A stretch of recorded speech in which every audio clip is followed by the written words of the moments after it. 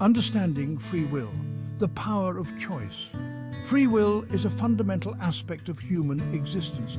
It's the ability to make choices without external coercion. We all have this power. It's what makes us unique as individuals. Free will allows us to shape our lives and destinies. But what does free will really mean? At its core, it's about autonomy.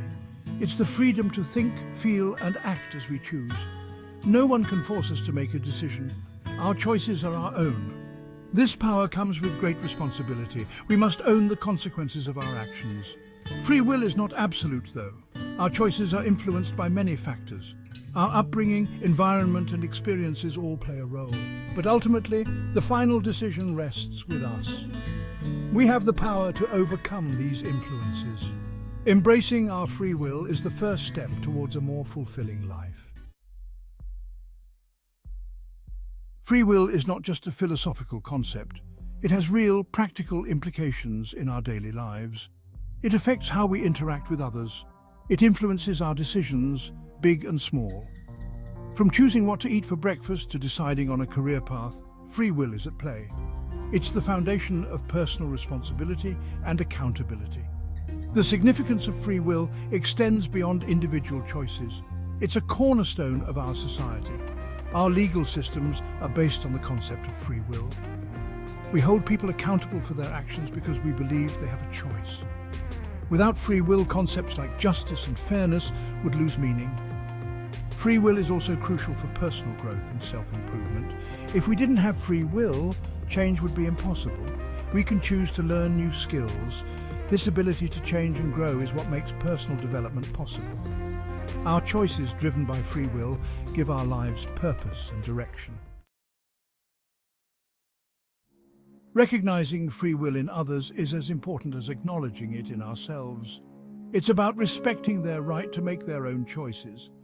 This can be challenging at times, especially when we disagree with their decisions. But it's crucial for healthy relationships and social interactions.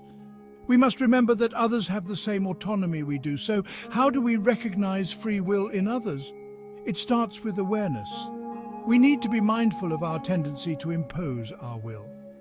We often think we know what's best for others, but this can lead to controlling behavior. Instead, we should acknowledge that others have the right to their own choices, even if those choices differ from what we would choose. Recognizing free will also means accepting diversity of thought and action. People will make choices based on their own experiences and values. We should respect their right to make them. Respecting free will is crucial for building and maintaining healthy relationships. It's about honoring the autonomy of others. When we respect others' free will, we create an environment of trust and mutual respect. This applies to all types of relationships. From romantic partnerships to friendships and family ties, respecting free will is a fundamental aspect of healthy interaction. What does respecting free will look like in practice? It means allowing others to make their own decisions, even when we disagree. It means offering advice when asked, but not forcing our opinions. It's about supporting others in their choices, even if we would choose differently. Respecting free will also means accepting no as an answer. If someone declines our invitation or request, we should respect that. Pressuring or guilting someone into changing their mind violates their free will. Recognizing this can lead to more honest and authentic relationships. Section 5. The dangers of violating free will. Violating someone's free will can have serious consequences. It can damage relationships and erode trust. When we try to control others, we send a message. We're saying we don't trust their judgment. We're implying that our will is more important than theirs. This can lead to resentment and conflict. It can create a power imbalance in relationships. Manipulation is a common form of violating free will. It's subtle and often disguised as concern, but it's still a violation. Guilt trips, emotional blackmail, and gaslighting are all forms of manipulation. They aim to override someone's free will, to make them choose what we want, not what they want. This can cause long-term emotional damage. It can make people doubt their own judgment and lose self-confidence. Another danger of violating free will is dependency. When we constantly make decisions for others, we rob them of growth opportunities. Section 6. Practical tips for honoring free will in relationships. Honoring free will in relationships requires conscious effort. It's a skill that can be developed over time. Here are some practical tips to help you respect others' free will. First, practice active listening. Really hear what the other person is saying. Don't just wait for your turn to speak. Try to understand their perspective without judgment. This shows respect for their thoughts and feelings. Second, offer choices instead of directives. Instead of telling someone what to do, present options. Let them make the decision. This applies in personal relationships and leadership roles. Giving choices empowers others. It shows that you respect their ability to decide for themselves. Another important tip is to ask for permission. Before giving advice or offering help, ask if it's wanted. Not everyone wants our input all the time. Section 7. Real-life scenarios. Free will in action. Let's look at some real-life scenarios to illustrate free will in action. Imagine a parent whose adult child is making a career choice they disagree with. The parent might be tempted to pressure the child into a different path. But respecting free will means supporting the child's right to choose. The parent can express their concerns. They can offer advice if asked. But ultimately, they must accept the child's decision. Another scenario might involve a friend who's in a relationship you think is unhealthy.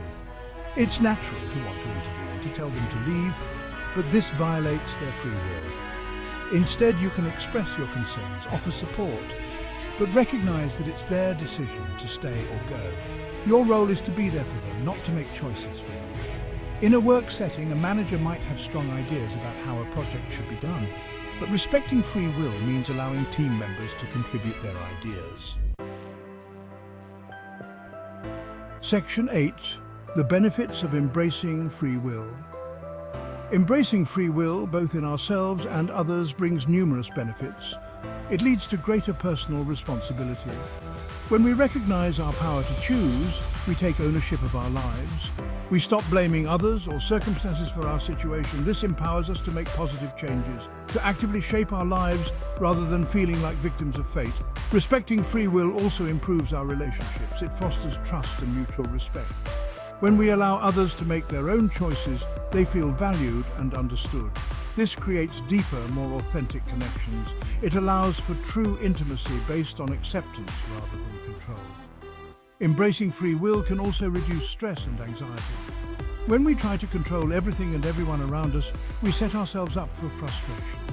Accepting that others have the right to make their own choices releases us from this burden. We can focus on our own choices and actions. Section 9. Overcoming challenges to respecting free will. Respecting free will isn't always easy. We face many challenges in this endeavor. One common challenge is our own ego. We often think we know best. It can be hard to step back and let others make their own choices, especially when we believe those choices are mistakes. Overcoming this requires humility. We need to recognize that our perspective isn't the only valid one. Another challenge is fear. We might fear the consequences of others' choices. We worry about how their decisions will affect us. This can lead to attempts to control or manipulate. Overcoming this fear requires trust. Trust in others' ability to handle consequences. Trust in our own ability to adapt to outcomes we can't control. It's about focusing on what we can control, our own choices and reactions. Cultural and societal expectations can also challenge our respect for free will. Section 10. Applying free will principles, a call to action. Now that we understand the importance of free will, it's time to put these principles into action. Start by examining your own life. Are you fully embracing your power of choice? Or are you letting circumstances or others dictate your path? Take responsibility for your decisions. Recognize that you have the power to shape your life.